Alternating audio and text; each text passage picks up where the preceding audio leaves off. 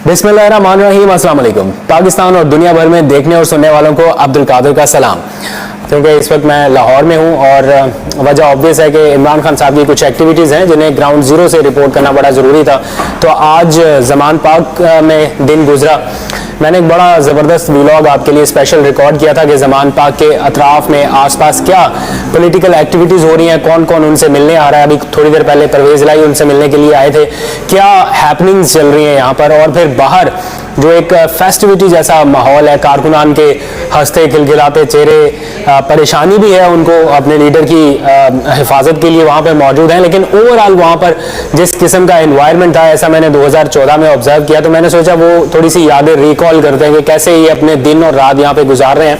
तो पूरा vlog record किया था, लेकिन चूंकि एक बड़ा सान्या हो चुका है, 40 के करीब अफराद जाँ बहक हुए, तो इसलिए मुनासिब नहीं लगा कि आज के दिन मैं वो व्लॉग अपलोड करूं। इसलिए मैं इंशाल्लाह कल उसे अपलोड करूंगा।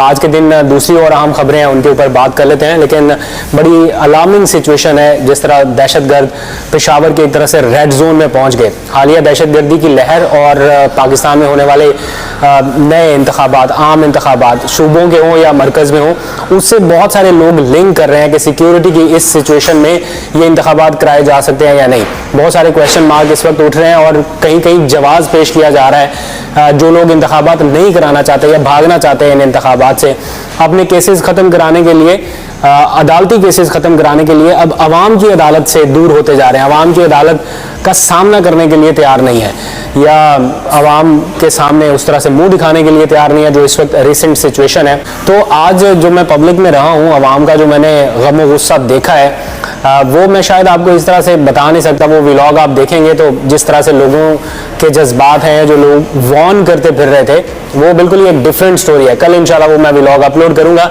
लेकिन मैं चूंकि वहाँ से इस्लामाबाद से यहाँ पे पहुँच गया कि ग्राउंड जीरो से कुछ रिपोर्ट किया जाए, अब पता चल रहा है, कुछ इतलात आ रही हैं कि इमरान खान साहब ये सोच रहे हैं कि वो वापस बनी गाला में शिफ्ट हो जाए। ऐसी कुछ खबरें बाज़ टीवी चैनल्स पर चली हैं। मुझे भी ये इतलात उड़ती उड़ती आई, लेकिन मैंने इन्हें वेरीफाई करने की कोशिश की।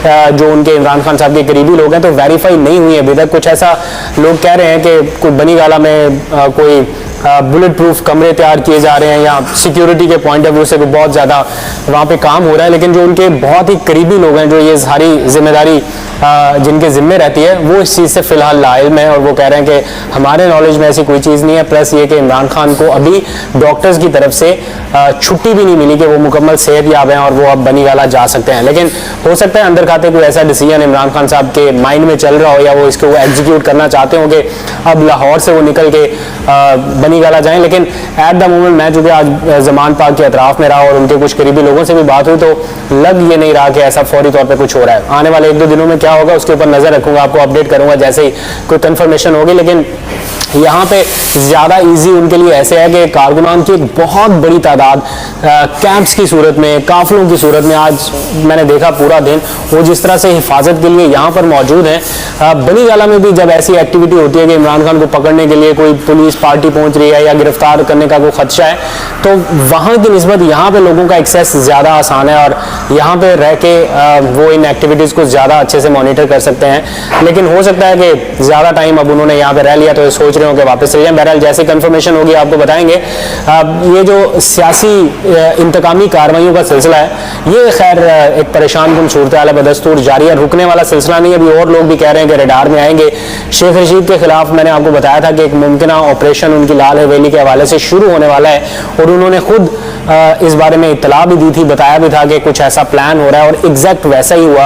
रात के पैर जिस तरह से वहाँ पर पुलिस पार्टी पहुंची और वो सील करने की कोशिश की थी, बहरहाल शेख रशीद ने अपनी लाल हवेली का कब्जा वापस ले लिया और जिस तरीके से लिया, जिस धड़ल्ले से लिया, और जैसे उन्होंने कहा अगर गिराई लाल हवेली तो मैं ईंट से ईंट बजा दूंगा, और जैसे वो उन्होंने अपना केस अदालत में जाके लड़ा है, वो बड़ा ज़बरदस्त था। उनका जो विक्ट्री स्टाइल है, लाल हवेली की छत के ऊपर जाके, बालकनी में जाके उन्होंने जैसे विक्ट्री के निशान बनाए हैं, वो काफ़ी सोशल मीडिया के ऊपर वायरल है। एनीवेज, एक मामला बड़ा अहम है इमरान खान के हालिया बयानात को लेके। जैसे उन्होंने कहा कि उन्होंने आसिफ जरदारी के हवाले से बात की कि वो कोई प्लान सी में शामिल हैं, उसको अब पीपल्स पार्टी काउंटर करने जा रही है और आज 10 अरब रुपए हर्जाने का नोटिस इमरान खान साहब को भेज दिया गया है। और सिर्फ यही नहीं, बैरून मुल्क में भी बताया गया है कि उनके खिलाफ ये कार्रवाइयाँ, जो अदालती कार्रवाइयाँ हैं, वो शुरू होने वाली हैं। तो पहले से कोई तकरीबन 70 के करीब मुकदमात में फंसे हुए इमरान खान एक नई सियासी और कानूनी जंग के लिए तैयार होते दिखाई दे रहे हैं। आसिफ जरदारी एंड कंपनी ने ये सोचा है कि मजीद केसेस का बोझ जो है वो इनके ऊपर डाला जाए और इनको मजीद ट्रीट किया जाए, टाइटन किया जाए। लेट्स सी इमरान खान के पास क्या प्रूव है और वो किस तरह से इस सारी सिचुएशन का मुकाबला करते हैं, बड़ा दिलचस्प होगा। लेकिन दूसरी तरफ ये कोशिश पूरी रहेगी कि इमरान खान को किसी न किसी तरह से इन आईनी, कानूनी और सियासी इंतकामी मुकदमात में उलझा कर और फंसा कर रखा जाए ताकि ये अपनी जो इंतखाबी सरगर्मियाँ हैं वो उस तरह से शुरू ना कर सके। बहरहाल इमरान खान ने अपनी कोर कमेटी की मीटिंग बुलाई, फिर पार्लिमानी पार्टी की मीटिंग बुलाई और अब बाज़ाब्ता टिकटों की तकसीम का मरहला शुरू होने वाला है, जिसके लिए पार्लिमानी बोर्ड को हिदायत की गई है।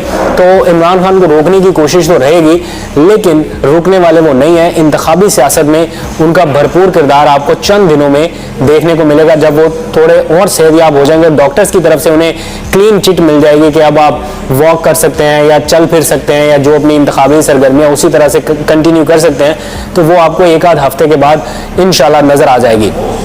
इलेक्शन में ताखीर की हर मुमकिन कोशिश, हर मुमकिन हरबा इस्तेमाल किया जा रहा है कि किसी तरह से ये किया जाए और कोई ना कोई जवाब तलाशा जाए।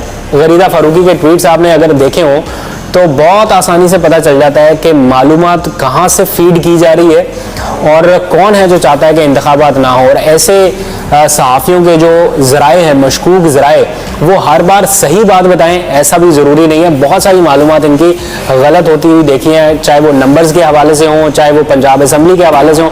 मैंने आपको बताया ना कि कई लोग थे जो कहते थे कि बैट लगाएं हमारे साथ, आप हमारे साथ शर्त लगा लें, ये नहीं हो सकता क्योंकि हमारी मुसद्दका मालूमात ये है, हमारी मुसद्दका इतलात ये हैं। लेकिन ना फिर वो इतलात रही, ना वो मुसद्दका रही और ना फिर वो खुद रहे। अभी आपने ये पिछले 2 दिनों में डॉलर्स बढ़ा, पेट्रोल बढ़ा, सारा कुछ बढ़ा, इसमें आपने देखा होगा कि उस तरह से एक्टिविटी नजर नहीं आई होगी इन लोगों की या ऐसे और बहुत सारे सहाफ़ियों की, जिनको मैं कहता हूँ कि वो नेपाल चले जाते हैं और अभी कुछ देर मजीद नेपाल में रहेंगे क्योंकि आने वाले दिन टफ होते जाएंगे। और जैसे ही इनको जरा सा लिवरेज मिलता है कि कहां पर हम पॉइंट स्कोरिंग कर सके, कहां पर हम अपनी ख्वाहिश को खबर बना के बता सके कि नहीं इलेक्शन होगा, तो अगर इनका अपना ये एजेंडा होना कि इलेक्शन होने हैं, तो ये ट्वीट करेंगे दहशतगर्दी तो पहले भी होती रही है, क्या पहले माजी में इंतखाबात कभी मुलतवी हुए, अब भी नहीं होंगे, सिक्योरिटी फोर्सेज ये करेंगी वो करेंगी, इंतखाबात हर सूरत में यकीनी बनाए जाएंगे। अगर इंतखाब इमरान खान ने कराने होते तो इनका टेंट्रम बिल्कुल डिफरेंट होता। अब चूंकि इमरान खान की डिमांड है और दूसरे भाग रहे हैं, तो अब ये कह रहे हैं कि नहीं देखे जी ऐसी सूरत हाल में ये नहीं हो सकता, वो जवाब निकलेगा, इलेक्शन कमीशन के पास फंड्स नहीं आएंगे, अभी आईनी तरमीम का मामला है, अभी सेंसस का मामला आ जाएगा। डिफरेंट हीले बहाने सिर्फ एक मकसद के लिए कि अवाम को फेस ना करना पड़े, बस सिर्फ और सिर्फ। लेकिन आयरॉनिक सिचुएशन ये है, जितना भी भाग लें, जो मर्जी कर लें, बाय द एंड जाना अवाम के पास ही है। सिचुएशन टफ जरूर है पीटीआई के लिए और हालात भी अभी मुश्किल है, लेकिन टर्न अराउंड होने में तो बहुत ज़्यादा रॉकेट साइंस नहीं चाहिए, बस थोड़ी सी स्ट्रेटजी अगर बेहतर रहे पीटीआई की और ये रोज़ रोज़ की एहतजाज की कॉल की बजाय एक मुनज़्ज़म अंदाज में अपनी पार्टी लीडरशिप के थ्रू अगर इस चीज़ को चैनलाइज किया जाए तो वो मेरा ख्याल है ज़्यादा बेहतर रहेगा।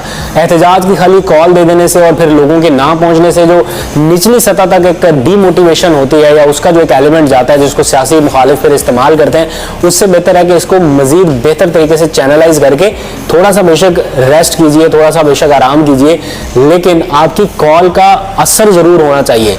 लोगों को गिला इस वक्त बढ़ता जा रहा है, जो बाहर बैठे हुए ओवरसीज पाकिस्तानी हैं उनका गिला है अपने इनलैंड पाकिस्तानियों से कि जब आपको कॉल दी जा रही है तो आप बाहर नहीं निकल रहे, महंगाई बढ़ रही है, पेट्रोल डीजल सब कुछ महंगा हो रहा है, लेकिन आप लोग बाहर नहीं निकल रहे। तो उसके लिए बड़ा ज़रूरी है कि इनको बाहर निकालने के लिए थोड़ी चीज़ों को चैनलाइज किया जाए। मरियम नवाज वापस आ चुकी हैं, जैसा कि वो सारे लोग कहते हैं कि वो इमरान खान की 12th प्लेयर हैं।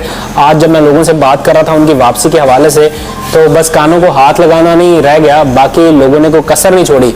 अब मैं सोच रहा हूँ कि उसको इन्फोर्स कैसे करना है, उसमें तो बहुत ज़्यादा या तो बीप्स लगानी पड़ेंगी या म्यूट करना पड़ेगा, बिकॉज लोगों का इतना गुस्सा, इतना फ्रस्ट्रेशन लेवल है, इतना एंगर है, आई कांट टेल यू।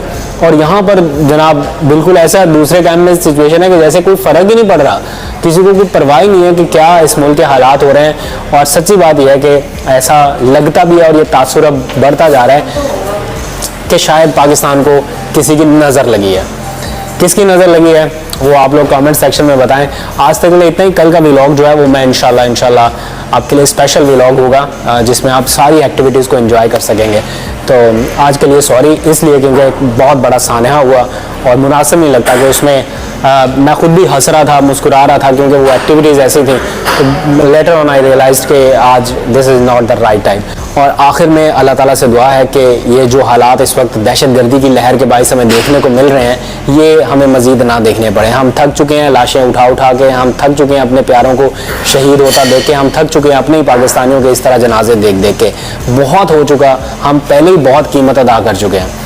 अल्लाह ना करे कि हमें मज़ीद ये कीमत अदा करनी पड़े। किसी का कोई इनफरादी फ़ायदा है लेकिन वो हमें इज्तिमाई नुकसान पहुंचाने के लिए ये सब नहीं कर सकता। इसके लिए सबको मिल के आवाज़ उठानी होगी और इंशाअल्लाह हम इस दहशतगर्दी की जंग का मुकाबला करेंगे। आज तक के लिए इतना ही। अपना बहुत सा ख्याल रखिए। खुदा हाफिज़।